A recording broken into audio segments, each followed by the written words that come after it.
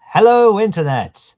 It is John Bunday, and I am back with the one, the only, hey, aka Subliminal VCR. Thanks, John. Very nice to be here. Thank you very much. And we're here for episode three of the Xbox Files. Long overdue. Indeed. But not my fault. But not for good reason. Not without good reason, though. So I think if Hadyn knew what he was getting himself into, he probably shredded the disc as soon as it came through the mail.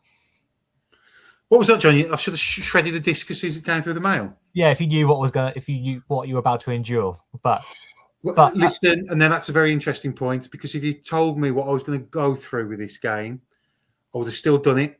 I'd have done it for the content, and I would have done it for the Xbox Files. And more importantly, John, I would have done it for you, especially because this game was a gift from you. So, I would have gone through this journey, even if I knew what I would have to endure. So that's an interesting point. Anyway, back to you, John. Yeah. So for those who haven't seen the previous episode or may have forgotten, but actually, no, I need to go back even further. The reason why we're doing this show is because Hadyn is absolute pillar of the community who's been providing Xboxes to people, and not just providing Xboxes, but also like modding them, giving them like bigger hard drives, cleaning them, and also doing beautiful paintwork around them, but then loading them up with games so that if you don't have the disc, or even if you have a disc, you can transfer it to the hard drive. And it's just like, it's a proper modern way of playing the OG Xbox, which, let's be honest, probably never got the love it deserved, but it definitely is now.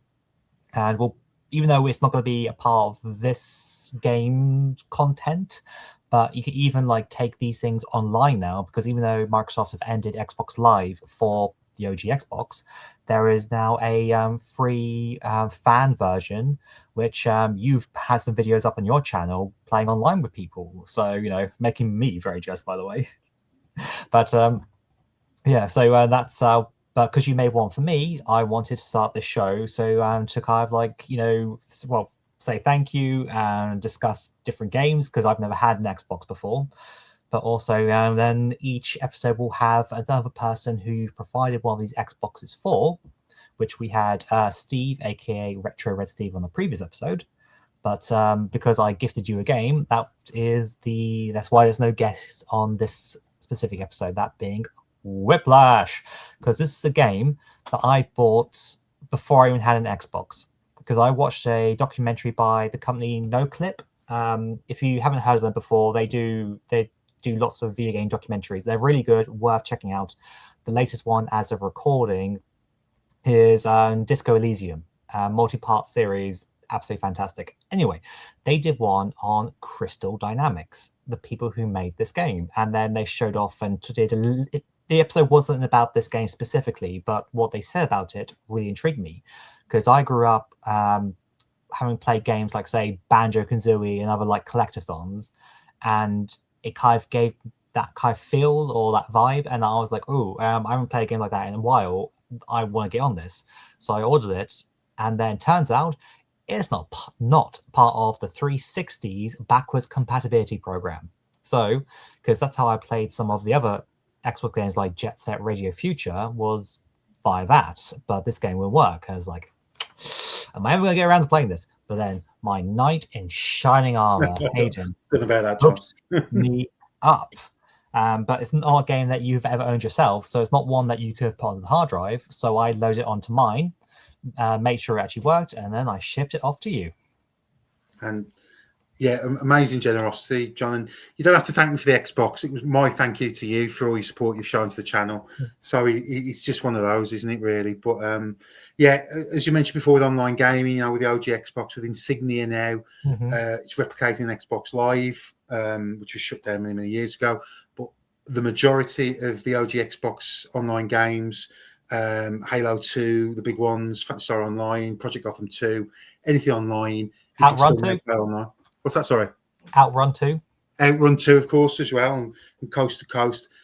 Just if you go onto Insignia's website, there's a huge list of all the games that are all active, and They're still being played today, so it's an amazing thing. So if you've got an OG Xbox, owe it to yourself to get it online with Insignia. It's quite easy to do.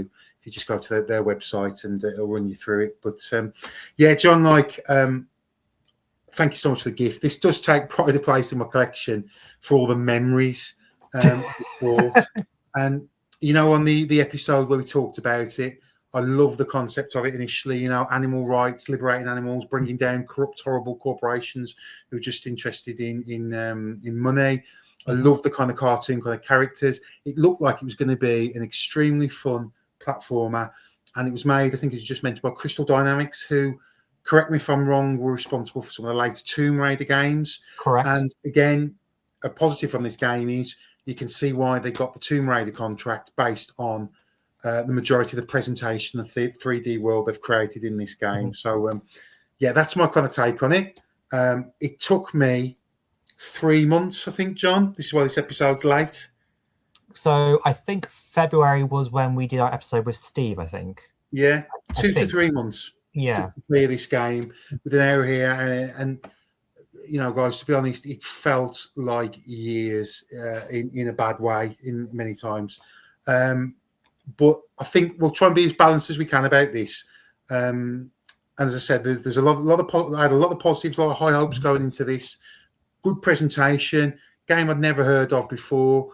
It started off really, really well, and I thought, why is this game been a massive success? But yeah, so that's my kind of intro to it, really, John. I'd give myself a quest. I thought it would be great for Club 52. This would be another game to get in the list, but this game has also took up so much of my limited gaming time.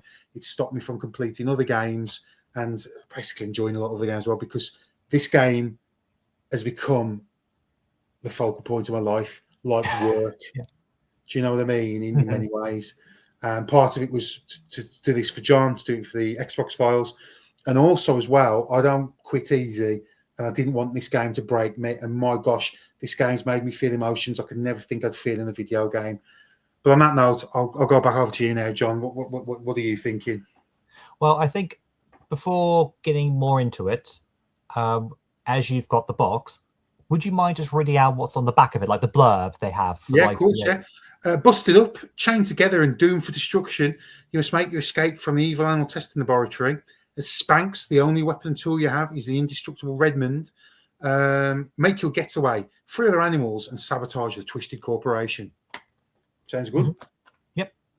So, yeah. See you. Hang on. Yep. So, regards to I don't think I used the term wrong, but mascot platformers. This is trying to be in that kind of vein. Yeah. I said collectathon with Banjo-Kazooie. This game is not like that. There's not things to collect. That being said, there is a destruction element where, because you're trying to take down this company that has been imprisoning and experimenting on animals, they want you not deliberately you're trying to do, but as a side effect, also make them bankrupt. And so there's lots of equipment and things around that if you destroy, you see a money counter, and you actually are lowering the value of the company. So if it's possible, you can actually try and get down to zero. I didn't achieve that. I don't know if you did or not, but no, I didn't achieve that either. I thought you were getting more money for the more stuff you destroyed. I could be going wrong. It didn't quite make sense. I can't remember which way around it was, because I think the idea is that you get the company down to zero. Yeah, load the money, yeah. Yeah, because then this game is broken up, I say, into different levels, but it is like a hub world with different areas. So it's not level 1, level 2, even though it's not presented like that, but that's kind of its structure. So that you've got the different parts of a company, like production, R&D, mailing, that kind of stuff, and you have to go through each department and do something in that area before you can kind of move on to the next one. Very similar to late 90s era games like Resident Evil 1, the Spencer Mansion. Very similar to that. Maps, bit of backtracking, you have to go through certain places to get to certain areas. Very typical of the time, really. Yeah, exactly. But when you do finish a department, it will come up with a scoreboard of saying percentage completed, which I think is meant to be the of what, like how much damage you've done money wise, and it will give you like a percentage of, like, say 80% if you've done loads of things. I think it also might be like how many animals you freed, maybe. Yeah, on the levels it says like 100% for animals freed and things, doesn't it? Yeah. That's like the side quest element to it, which was quite nice. Mhm. But that, the destruction and freeing animals, it just felt empty. It didn't feel like you were making any difference to the game world. No. You didn't feel like you were damaging the corporation, and like smashing stuff up should be hilarious fun. Mhm. But because there's very little variety to it, you just smash up computers and screens, the windows. Initially that's fun, great, all the destruction, it's saying hyper and mad and crazy on the screen. But after like the 150th time of doing it with no variety and no challenge, Yeah. it's almost like something, I don't want to do this, I just want to get through this game. And Mhm. the fun elements have just gone very, very quickly, which is a real shame because that could have been so much fun.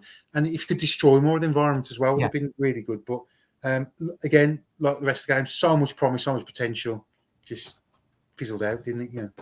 I think that's going to be kind of, I think maybe your tagline for what the game is: wasted potential.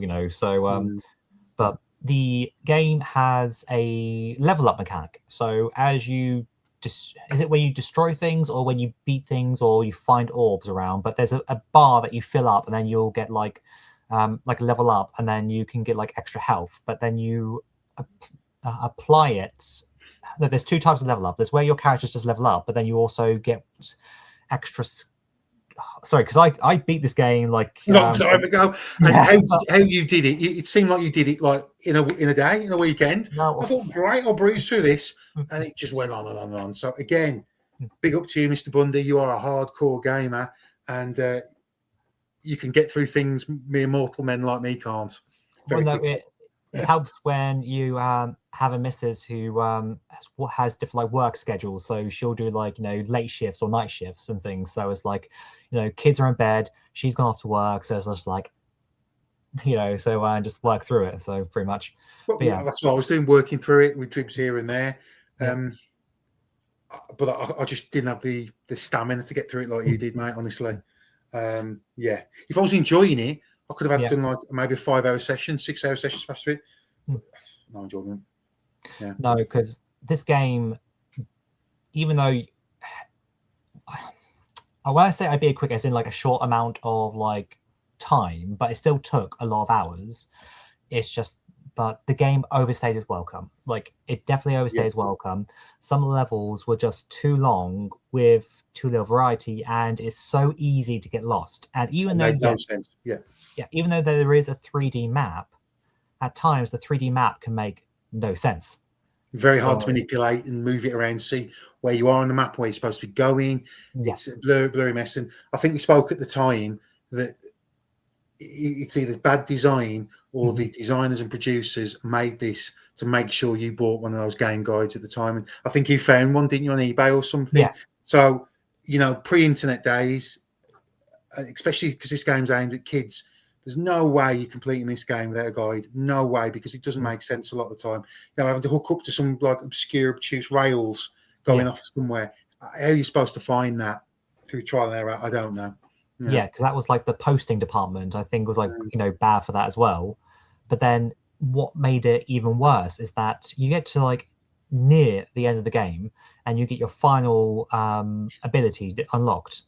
And then it goes, okay, so you've now got to go back to each of the previous areas and find a key card Yeah. to use Oh, all of them to that was access agony. the Agony. final. Yeah, exactly. So, and it's just then if you had noticed that like it's got like a hook shot kind of ball thing hanging in the air Yeah. that's a different color from the rest, if you kind of remembered it, you might be like, oh yeah, I remember it was kind of over here. But no, I like for those I was just like, no, I went straight to a guide to find out where they were, because I did not have like the willpower to go through Yeah. all the sections again. No human does. No human does. No. If this game was incredibly enjoyable, I think people would just sit there and just figure everything out. But because there's no enjoyment to it, there's no motivator for you to try things, is there? And, like John, and I think I mentioned to you, I've never played a video game where I've got like a guide in a book form, or in this case, a YouTube video, phone on my lap, sitting there watching minute by minute what to do and then playing through it. It was just agony. And that was a first time experience for me. And you know, to get through this game felt like work, felt like I was putting a shift in. A Yeah. video game shouldn't feel like that. My goal was to finish this. My work was to finish this for this video. And never in a million years would I want to complete this game, because you lose all interest when the novelty of breaking things down, and you realise that just wandering around the same corridors in a confused, lost state isn't actually fun, and the levelling up system didn't really work well. And, you know, like when we talked about Red Dead Redemption, that's a bad game and it's badly programmed and botched together. This is actually well programmed and well put together, and the presentation is very, very good. But its design is very, very flawed. Its delivery is flawed, isn't it? Really, yeah. Exactly. Like, it's interesting considering where Crystal Dynamics would end up with their games. Like that, this is like what they produced at the time. So just like you say, has so many good elements, but this feels like the level designs are like where they dropped the ball, and the fact that just kept going, which, okay, if we went back to when it was released and you just got like one game like at Christmas or one game at your birthday potentially, you know, I mean, as if you say you have enough pocket money, then maybe you can understand like having a game that's like, you know, really long, like, you know, something that you keep working towards. But like now, this just feels like just why they could have stripped away like 5 hours of the content and it would have, you know, been good. And you've just made me realise, John, what this would have been is this. Obviously, this game was presented to the money people, and they say, right, this game's for kids, isn't it? You know, we've got to make sure they don't not return it to Blockbuster on the first weekend, or they finished it in an hour. And then I think the design studio just run out of ideas. Right then, well, if you want to make this game 10 hours long, we'll just stretch out corridors everywhere. We'll make you go backwards. We'll do all this going around vents. Maybe just cynically, or just that they've run out of ideas. I don't know, but I clearly think this is that thing. We don't want the kids finishing this in an hour. This game should have been 3 or 4 hours long, and it would have been probably a lot more enjoyable. And I think it was unnecessarily stretched out, probably because the money people said that we don't want this too easy. We don't want this finishing too soon. You know, exactly. Yeah, because there are so many just long corridors as well. Long corridors. And I can't remember if I told you this at the time, but so when I was trying to do the key cards bit, it might be research, but one of the departments. Okay, dress your mind back. So one of the departments, when you did it the first time round, it ends with a trapdoor opening up, and you go down and then like into an underground bit. So when I went back to that department to get the key card, I fell down that trapdoor again by accident. Go all the way around again. Oh my gosh! Yes, because you can't just tell. There's no fast travel back up. I'd have lost it then. Oh my gosh. That's how the guide kept me going. If I'd have been playing with that guide at that point on my lap, YouTube video, and I made that mistake, I may have just jumped on my Xbox and destroyed it in pure rage. And I'm one of the most patient people you're ever going to meet in your life. You've been Dark Souls. This game nearly broke me in half. I used to text you, didn't I? So I don't know how much more this I can take. I send you voice notes. The messages, you know, for please do. Yeah, okay, this will make interesting viewing. Okay. So good. After 3 months of my gaming life being spent on it, I feel liberated. First game I've ever played that felt like a job. It really did take all out the fun out of the video games for me. This is one of the most personally challenging experiences I've ever had playing a video game. Yeah, it was horrible. And then when you beat it and sent me the screenshot of the credits, and it's all caps, by the way. Finally, the exhaustive nightmare has ended! Exclamation mark. Mate, thank you for reading that stuff out. I've been holding back because I don't want to set a bad precedent for this game. But that's exactly it. I was like 2 o'clock in the morning or something, wasn't it, last weekend? It was like, the nightmare is over. And it has been a gaming nightmare. This commitment, the way it's pushed me, some of the broken physics in the game as well, where, you know, some of the fan sections and the helium sections, the stuff that hasn't been Q&A tested properly, and that pushes you because it's not about control, it's about sheer luck getting through it. And the biggest thing is like I was going through this and I was thinking I could be playing now a game I enjoy.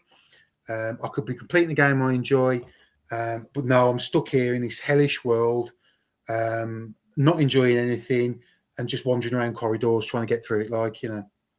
I would like to point out, in case if people think, why the fuck did I make you endure this till the very end? I did say you could stop. No, but I told you, didn't I? There's no way I'm quitting. No way. Yeah.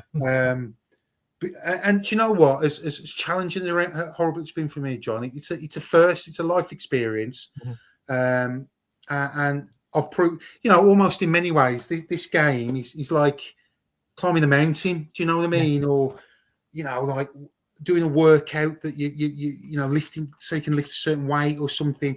But it was like crawling with your fingers up a sheer rock face, get to the top of and by the end of this, John, proverbially, my fingers were bleeding because it was killing me playing this game to finish it. And the ending's rubbish as well. After all that, it's terrible, you know. I wonder if that was trying to set up a sequel, maybe. Maybe. Yeah, because it does. I mean, I don't want to spoil the ending in case if anyone wants to play it. But yeah, well, actually, that's a good point. What did you think of the humor of the game? Whilst playing this, I thought if I'd have played this when I was about 10 and the kind of zany kind of humor to it, I would have really got like that. You know what I mean? I think it's I think for like teenagers and older, it wouldn't have really the constant through it. But I think if you're like, you know, a child, you know, pre-teenager, you'd have really enjoyed the humor in this. It's that classic Y2K kind of humor, isn't it? And zanism. It's very hyperactive, very in your face, and also making lots of cultural references that was very of the time, things like kids' cartoons and things like that. So I like that, and I like the characters, I like the graphics, I like the design. Speaking of the graphics, though, I didn't like some of the nightmare feel-inducing parts, and I think it's a glitch where, you know, some of the enemies, their heads just expand. Do you ever see that? Now, I thought my Xbox was glitching out, but then I started seeing some YouTube footage on the PS2 version, and this weird glitch was happening. The heads go ginormous. I don't know if I thought it was the radioactive gas or something. And I noticed sometimes just randomly heads would go big. And that's quite scary, especially playing this game in the dark. Like, oh my God, this is darkcore, man. But so I think it's a glitch with the game. Certainly in the YouTube videos, I've seen this expanding head thing. Yeah. And if I was a kid playing this, I'd be terrified. Being honest with you, with these big horrible heads coming out, the enemies, like, you know. Did you see that in yours? I don't remember experiencing that. But actually, but that being said, was it potentially like, you know, you have the different like weapons and that you like different so the character that gets thrown around, you can get different. There's different places where you can get like electricity. Yeah, like the radioactive goo and the ion charge. Yeah. So is it potentially that was one of those, or was it like obviously a glitch rather than like? Again, I wasn't paying too much. It could have been a glitch, and then I thought, it's the pair ups doing it. But then I could swear I was hitting some of these enemies just for the standard attack without pairing it up, and that weird head thing was happening. Yeah. Quite frightening, quite weird as well. Really, that, you know. Unless it's like I wonder, like, was there bees or something in one of the levels? Like, you know, they've been stung or like. No, there's frogs in one of the levels, I think. Alligators, gorillas, the Robo Mouse. No bees or anything like that. Well, there's the like electro bees that showed you the way, but they or whatever flies. But they never attacked enemies, did they? So no. Just weird stuff. Okay. No, because like when I was watching like the cutscenes and things, and it would have like there were some bits actually I thought like, I like the humor what they've done, like where the it's a ferret, isn't it? It's a ferret and a rabbit. Is that or is it a weasel? It's a weasel, isn't he? Is it a weasel? I think. Weasel. Yeah, the way like the rabbit is like, how we could do this, and the weasel just stares at him as in like, you know, and then it's like it's obvious what's going to happen, but like, you know, the rabbit doesn't realize, and then the weasel just stares and like, you know, there's obviously only one way this is going to go. So I like those bits, but then the because the rabbit also had like a small amount of catchphrases it would say while you're doing over and over again, and my gosh, that grated. Do you have to turn me into War Mace or something like that? And do you know any of the stretch? And you know, you hear that 1,000 times, and that grits against you, while you're struggling, climbing this proverbial mountain of gaming hell, and then you hear the same phrase be over and over again. Your skin starts to burn with rage, doesn't it? Like, yeah. You want to turn the volume off, but then you might not hear you're being attacked or something. Yeah. And there's only about 2 or 3, 4 pieces of music in it, and there's lots of levels where it just goes quiet. And I thought, is there something wrong with the Xbox? Yeah. No, it's just they're not bothered putting music in the level either, which I know perhaps they're going for the ambience and stuff, but a cartoony, fun action game like this needs upbeat, funky music all the time, doesn't it? Like, Yeah. In my mind. Yeah. Which is weird, considering like maybe they should have taken some of the time and effort spent on like stretching the levels out, and maybe put that towards like the sound budget. Yeah. But ultimately, I think the money people, obviously, they rule the roost, and it's like this game needs to be 15 hours or impossible to finish. We won't fund it otherwise. Because, as I say, if they cut the game down to 3 to 5 hours, better use of the music, more enemies in there, more action sequences, you'd have a good game on your hands there, I think. Yeah, like maybe this is why it's never seen a re-release or remaster or anything. Maybe because it would require too much work to polish it, and they don't want to do that. That's the only thing I could think of. Because I found it weird that it wasn't part of the backwards compatibility program, and you can't use it or not being re-released. Because it had a PS2 release as well, so it's not to my knowledge, it's not on like the PS Store or anything like that. So it's not aware of either. It's just like it's being completely forgotten, which for that company, it's a bit weird, I thought, because like there's so many games they've done which are still available now or being remastered, but this particular one. But it's just not good, is it? And that was a big question about Red Dead Redemption. Why was that game so highly revived and it's such a great reputation? And I found it was garbage. This is a better put together game, but it's horrible to play. And I think it's been forgotten about for the right reasons, really, on that front, So if you had to play either this or Red Dead Revolver again, which would you pick out of the two? Red Dead Revolver. Yeah, because it'd be over a lot quicker. Yeah. And as I said to you, I think in one of the texts, Red Dead Revolver is a bad game. It's a botched together game. This was there was no enjoyment. There was numbness, like doing a job you hate, that kind of feeling. And even the fact you think, 10 hours or 13 hours to finish it, relatively short for a video game or an average size of a video game, it took me months, and it felt like years and years and years getting through this in not a good way. And I think players back in the day and kids who were playing it had a bit of fun with it for 20 minutes, and then it was just traded in, wasn't it, or forgotten about, and that is the fate of this game, So are you saying that going forward with the Xboxes that you do for people, that this is going to be the first game you put onto their hard drives? Yes.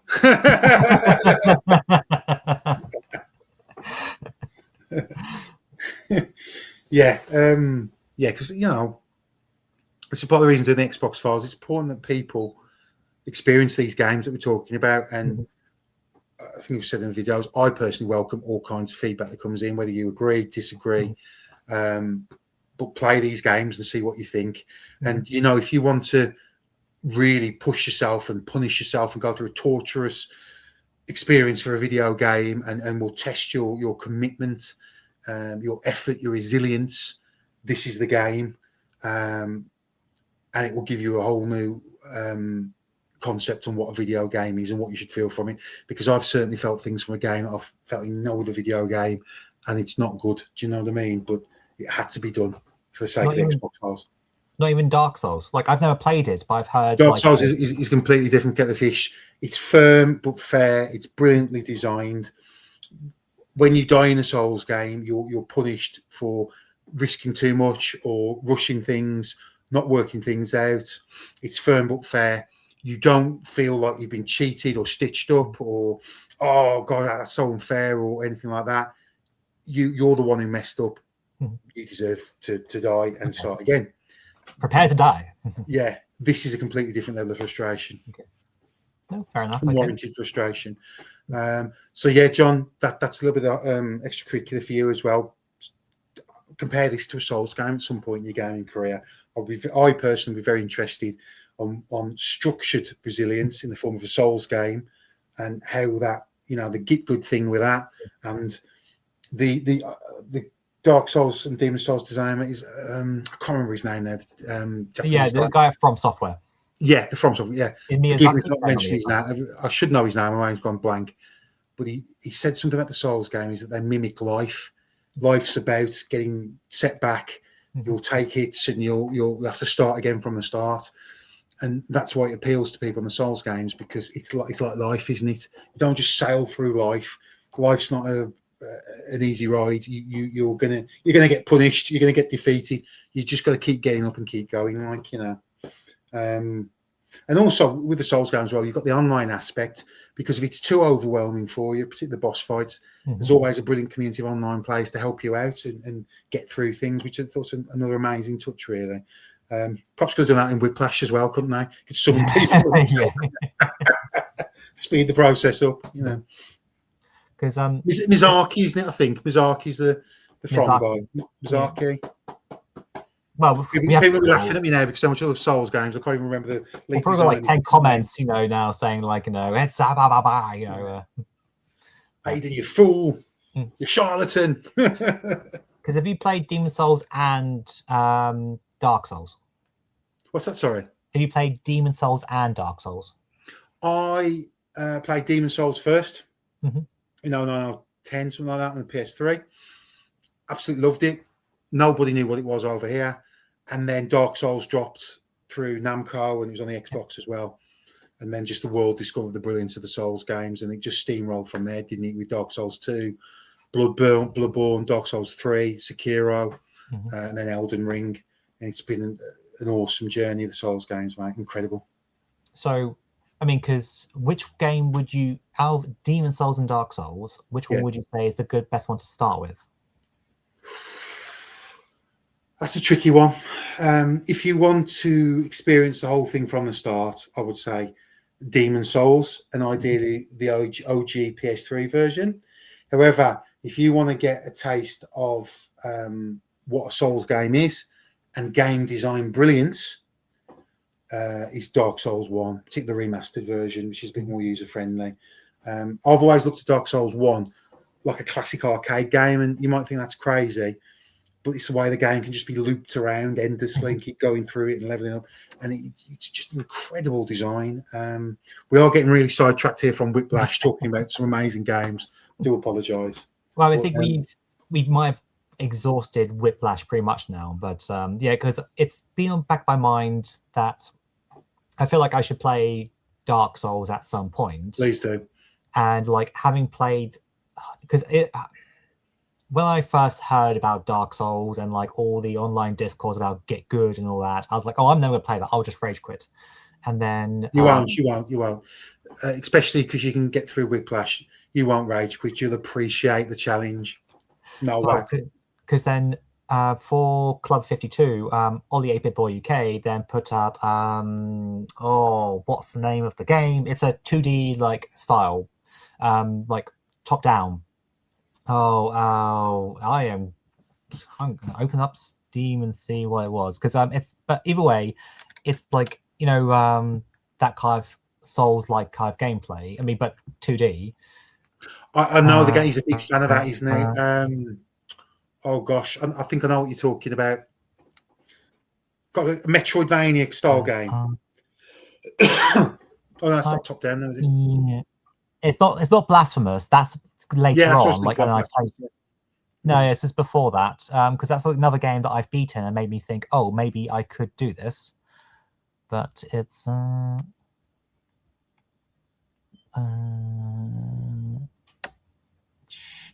know this is the content that everyone's been kind of like, you know, watching us for, but We'll make a very interesting point about the Souls game and Whiplash in a minute when John's finished this, because it's just made me realise something very interesting. Yeah, it is. So I was going to say something like Pilgrim, but that is definitely not the name of the game, but it's like that. If Ollie likes it, it's going to be a good game. I've got too many games on Steam. That's the problem. Mm. Because there's probably a quick way to do this, because if I were just to bother going into my live streams, it's one of the only two I've ever done. Screw it. That's probably what I'm going to have to do. But yeah, because Blasphemous I played in December, and then that was like the most recent game that made me feel like I could actually like do this, because of having to learn like how to parry and like deal with the different types of enemies, which when I began was so different. But then eventually, like, and the challenge of Souls games, John, has been reduced because the gaming world is now accepted that as a standard of difficulty, and I don't think people today will find a Souls game as hard as they did back in 2010, 2011, because we've all adjusted to that difficulty and that acceptance of it. So I think you'll be okay. It's Morbid, the Seven Acolytes. Oh, I've never heard of that one. No, it's because it was before you joined the Club 52 chat. So but yeah, so that one, it's not too long, but then there are 7 acolytes, so 7 bosses you have to defeat, and there are a couple that you have to do in a certain order, but other ones you could just go off and do. But then you can, as you defeat them, you could then like have an extra thing you can then equip if you want, and like upgrades and things like that. So and that was the first game that I beat that made me think I could actually potentially beat Dark Souls, because it's a Souls like, but you know, different style, but you know, but same kind of... You learn your stripes as well. I mean, like my proudest achievement is I've clocked every Souls game there is, apart from Night Rain, because that just didn't look good at all, really. But and you know, I can't say I'm a game genius. I've used online help to clock those games, but I personally feel so proud to completed those games. And when I first beat Demon Souls on the PS3 back in the day, my gosh, you know, when you get to that whole champions thing at the end and submit your time anytime, it was the proudest game and achievement I've ever had. It really was. It was amazing. But the point I was going to make about Whiplash and the Souls games is Whiplash would never be made in the modern market after Souls game design, because I think that the designers for Whiplash, if they'd have just played Dark Souls or just looked at the design of Dark Souls 1, they would have never made a game like this. Do you know what I mean? Because the kind of seamless nature of Dark Souls 1, that feeling of, though you might be backtracking, it doesn't feel like it, in an interconnected world, was really mastered in Dark Souls 1. And this just wouldn't happen after that, really, because, you know, the Souls games just changed everything, really. They really did. In my humble opinion. Okay, so in the comments, besides talking about Whiplash, which game should I start with? Demon Souls or Dark Souls? Not what the video is about, but, you know, so. You'll have to do a video of when you've done your first Souls games. I'll just talk about your experiences and what you thought. I would personally find that a very interesting watch. Okay, it probably won't be for a while, though. But also, because whenever you can. There are earlier From Software games on my Xbox I also want to play, the Otage games, which are from the same company. So, and published by Sega as well, weren't they? Yeah, well, that's why they're on there. So yeah. But I need to give them some time as well. They're very interesting and completely obscure. Like, no one's been interested in them, really, have they? And obviously, they're, you know, From have put out so many great games that just fell under the radar pre Demon Souls. It's unreal, isn't it? I'm hoping that the first Otage might be one of the games we have to play for this show, as in like one of the other guests we're gonna have on might be like, oh yeah, I want to play that. But you know, any of you who are watching this, no like pressure. By the way, you pick the game that you think we should play. So yeah, absolutely. Yeah, absolutely. As you can see from this video, we'll play anything: good, bad, ugly, unfinished, botched, amazing, garbage, you name it. We'll play it. We'll finish. We'll talk about it. That's the bottom line. So in that case, do we want to talk? Is this a good place to talk about the next game we're going to be playing and who's going to be joining us? I think it is, John. But so I mean, I've got my points out about Whiplash. Have you got any kind of final things you want to say about Whiplash? I mean, like I said earlier on, it definitely outstayed its welcome. I can appreciate it for its point of time, but it was definitely frustrating because of, like, you know, the level design and just how they stretched so many parts out that didn't need to be stretched. And oh, maybe they might be trying to do a bit of Metroidvania with making you go and find the key cards later, but that just felt like so much unnecessary padding. Yeah. So, but I did enjoy the game. I mean, I didn't feel like broken when I beat it like you did. I mean, but it's not okay. I don't ever see myself replaying this. I can honestly say, like, I don't really want to replay it. I beat it. I am so happy I did beat it, because, you know, so many of us who like pick up games, they go on the shelf, we're like, I'll play that one day, and then you never do. Whereas, like, no, I'll actually pull the game out, put it in, and play it. Fair play to you. That's very, very commendable. That's why especially we do this. This isn't just a good game, a decent little game, or a bad game. This is something else. Yeah. So, yeah, I think it's, if people are looking to try a mascot platformer, you know, / beat 'em up, then yeah, definitely give it a try. Whether or not you want to beat it, that's completely up to you if you feel like you're enjoying it. But some of the kind of platform puzzle bits can also be frustrating because of that early 3D kind of design, because of the controls and how physics worked back in that era. Like, you know, at the beginning, well, the very first ones you did, if you remember, with that globe, and you had to get the top and like do bits. But then there's another one further on where you're above, I think, a big rubbish pit or something, and it's having to jump. The physics was bad even from the era. I think there's games with better physics than this. However, positively, I personally found the camera angles and the controls very good for the era. Do you know what I mean? Yeah, that's a good point, actually. Yes, physics is rough. Does need a lot of work in places. Yeah. Exactly. Yeah. So it's a game that, it's not on my worst game of all time list. It wouldn't be on that, but it's definitely not on a I want to play this ever again. Yeah. Yeah. This has to be on my worst games ever, and it would come close to number one, just to the agony it caused me. PTSD now. I can only think of perhaps Outrun the Amstrad CPC that was worse than this. That was over within minutes. Do you know what I mean? This was months of hell. But John, you know, like, I enjoyed this game for the first 15 minutes. It was full of potential, full of like jazz and being interesting and smashing stuff up and enemies and running around and the characters. And then after that, there's nothing. And then it's just hard work getting through. Yeah. You know, but structured, put together, not broken like Red Dead Revolver. So I've got to give it that.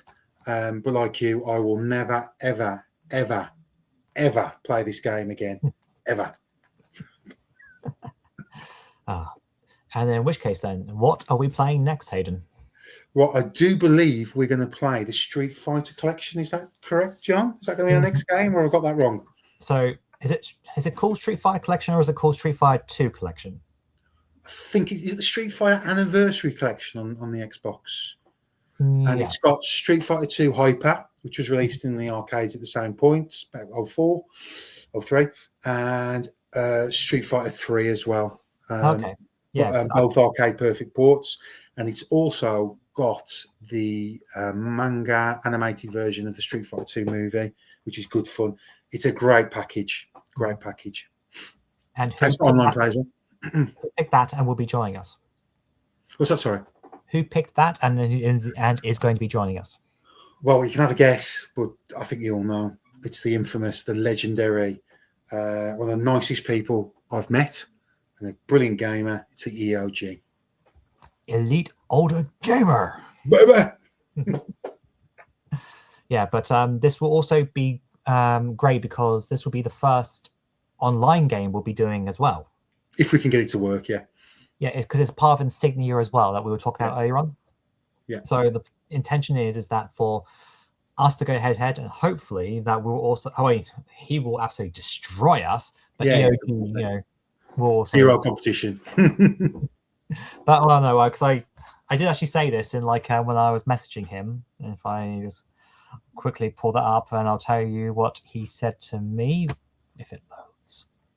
Here we go, because it's on Twitter or X that we talk. Mm-hmm. Oh, okay. So yeah. Okay. So I said, well, with the fan Xbox Live to bring the OG Xbox back to the online world, maybe us and Hadyn can give it a go. ... I'm assuming you will destroy us in 15 seconds and it won't be an honorable match for you, but you never know. And his response, yeah, brother, happy for that. No, I will take it very easy. No flexing or god mode in friendly banter matches. Right. What we'll have to do is you get into players like Zangief or Dalzim or something, right? We can play as Ryu as we can. That's an EOG challenge there. Let's see what he can do when he's not playing as Ryu. But yeah, so and hopefully we will. So okay, my intention is because I've never played this anniversary collection, so I want to see what it's about. Like I've played Street Fighter before, we all have, but it's to try and see what is unique about this collection. Yeah, and because I've barely tried Third Strike, you know, so yeah, it's brilliant. The parry system on that. I don't want to give any spoilers for the next video for you, John. You just check that parry system. It's sublime. It feels great. Street Fighter 3 has been a slow burner. It was ignored in the day. Back in the day, it was a 2D fighter. Everybody wanted 3D stuff, Virtual Fighter and Tekken, etc. But I've really grown to love it and really, really appreciate it. I really love Street Fighter 3 and all the various reworks of it. You know, like Third Strike and stuff like that. It's brilliant. Really good game. Cool. Okay. So, and then also see how we get on an online match as well. Yeah, so yeah. we'll get that and talk about that. So. And even if we can't get online for whatever reasons, he'll make a great video to talk about our experience with it as well. Do we need to do a playthrough with a character or anything? Because usually we play through games through to completion, or we just have a good couple of sessions, and perhaps some online sessions, and then we'll have a good talk about it. What do you think? I don't know, because again, this has like Street Fighter 2, which, you know, everyone's played and everyone's tried different characters. So it's not like this is a game that we barely have touched before. Where everyone's played this. It is the hyper version though, which is like the last arcade release in the early 2000s of it. It's slightly different. It's very hard hyper East compared to the other version, but it is quintessentially just Street Fighter 2. Yeah. Okay. So I mean, maybe once I've actually booted it up and then play around with it, maybe like I might potentially say, "Oh, how about we try this?" But I don't know. We'll see. We'll see. Yeah, we'll work it all out. It'll be good vibes, good times. Yeah. Excellent. Right. Great. Thank you for coming on and for enduring the worst experience of your life. Listen, it's like Hellraiser, isn't it? I've endured the pleasure and the pain. The pain of this game, the absolute pleasure of talking to a gentleman such as you, John, and being on the Xbox files makes up for the pain of this Pandora's box of gaming hell, Whiplash. With the comments you were sending, I was expecting you to tell me to box up that Xbox and say it back to you because I was no longer worthy of having it after making you endure this. I did think you're having a laugh. I thought, is he doing this just to punish me, to torture me, to see what I'm made of? And I think you were, John. But that's another thing that motivated me. This game, or John having a laugh, is not going to beat me ever. I mean, I recommended it before I'd ever even tried it. So, but no, to be fair, you know, when we looked at that video together, I thought I hoped it looked fun. It didn't look like garbage, and I was looking forward to playing it. And it just evolved into something I would never ever expect and never want to go through again in a video game. Yay! Hey, good times, good vibes. All right, and on that note, I have been John Bundy, and you have been the awesome Subliminal VCR, aka Hadyn, or Hadyn, aka Subliminal VCR. So, whichever way you want to do it, doesn't matter. Yes.